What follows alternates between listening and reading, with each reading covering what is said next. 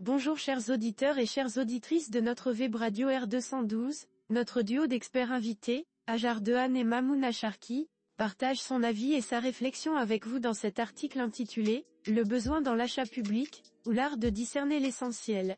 Le voici en podcast pour vous. S'il est une vérité universelle que nul esprit sensé saura contester, c'est que tout acte humain repose sur un besoin. Et dans le vaste univers des marchés publics, où les administrations s'évertuent à jongler entre les impératifs budgétaires et les attentes citoyennes, ce besoin constitue la pierre angulaire de l'édifice. Car enfin, que serait un achat public sans une définition claire de ce que l'on recherche? Une chimère, un mirage, ou, pire encore, une dépense inutile qui alourdirait les comptes de l'État et entacherait la confiance du peuple. Hajar Dehan et Mamouna Sharki ouvrent leur réflexion par cette affirmation claire et engageante, qui pose les bases du sujet avec force de cette manière. Le besoin, dans sa noblesse et son humilité, désigne ce que l'administration espère acquérir pour satisfaire ses objectifs. Il est l'expression de ses attentes, la traduction de ses ambitions, et, parfois, le reflet de ses contradictions. Mais définir un besoin, dans le cadre des marchés publics, est un exercice périlleux, tant il exige clarté, précision et prudence. Car une définition approximative ouvre la voie aux erreurs, aux litiges et aux inefficacités. Et ce n'est point là ce que l'on attend d'un État éclairé. Les deux experts poursuivent en insistant sur les conséquences possibles d'une mauvaise définition du besoin, un point essentiel à ne pas négliger. Une définition bien pensée du besoin garantit que les prestations acquises répondront fidèlement aux objectifs fixés. Elle évite les dérives financières, favorise la transparence et stimule la concurrence, cet aiguillon salutaire de tout marché. Mais mal maîtrisée, elle devient source de maux, gaspillage, insatisfaction, voire méfiance envers les institutions publiques. Ainsi, la problématique qui s'impose est la suivante: comment définir le besoin dans l'achat public de manière à concilier efficacité, rigueur juridique et ambition stratégique? Pour traiter cette question, Hajar Dehan et Mamouna Sharki annoncent une double approche, à la fois analytique et pragmatique, qu'ils développent avec clarté ainsi. Pour répondre à cette interrogation, nous examinerons d'abord les fondements et les enjeux de la définition du besoin dans l'achat public. Puis, nous explorerons les outils et les pratiques permettant d'affiner cette définition, tout en nous efforçant de ne point sombrer dans une prose trop technique, afin de conserver la vivacité du style et l'élégance de la pensée. Nos deux experts entament cette première partie en soulignant la valeur cardinale de la définition du besoin dans l'achat public de cette manière.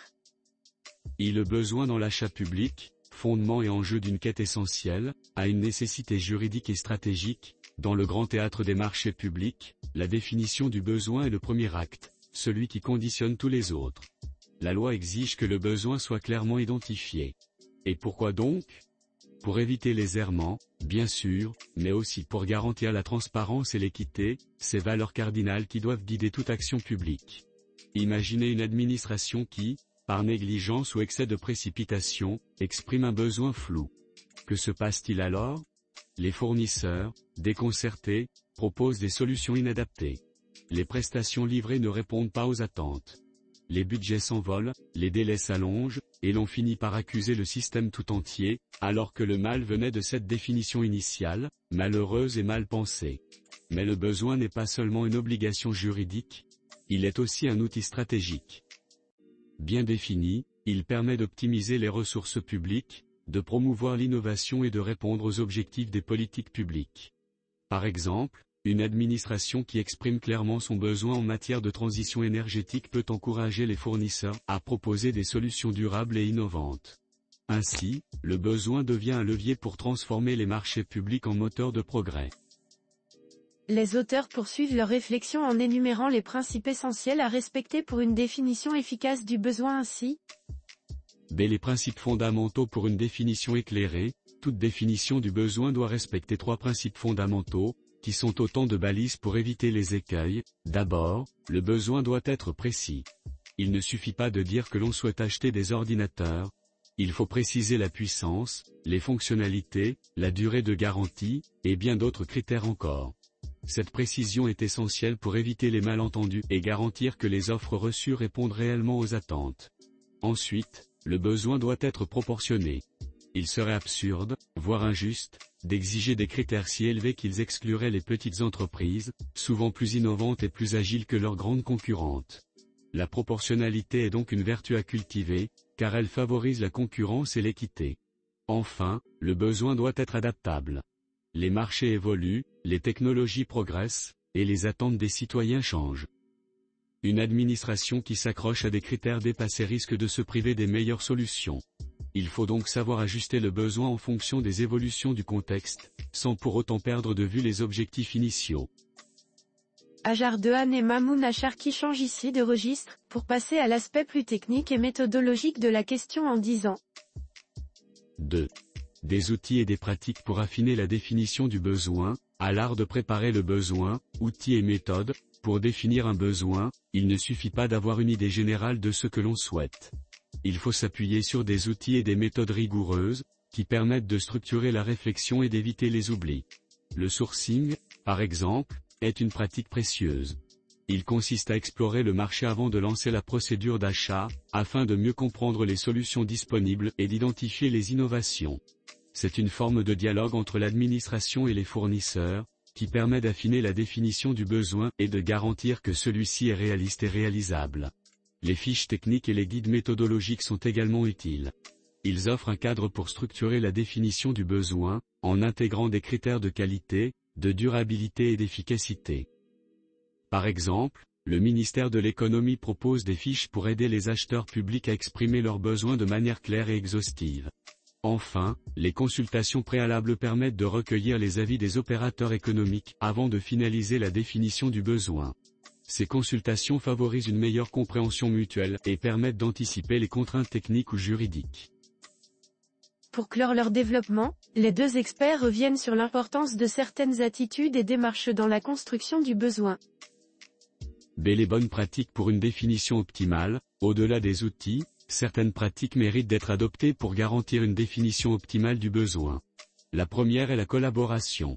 Il ne suffit pas qu'un seul service définisse le besoin, il faut impliquer toutes les parties prenantes, des bénéficiaires aux experts techniques, en passant par les décideurs. Cette approche collaborative permet de prendre en compte tous les aspects du projet et d'éviter les oublis. La seconde est la flexibilité. Une définition trop rigide risque de se heurter à des imprévus ou à des évolutions du marché. Il faut donc savoir ajuster le besoin en cours de procédure, tout en respectant les règles de transparence et de concurrence. Enfin, la troisième est le retour d'expérience. Les marchés précédents offrent de précieuses leçons, qu'il serait dommage de négliger. En analysant les erreurs et les réussites du passé, les administrations peuvent améliorer leurs pratiques et éviter de reproduire les mêmes erreurs.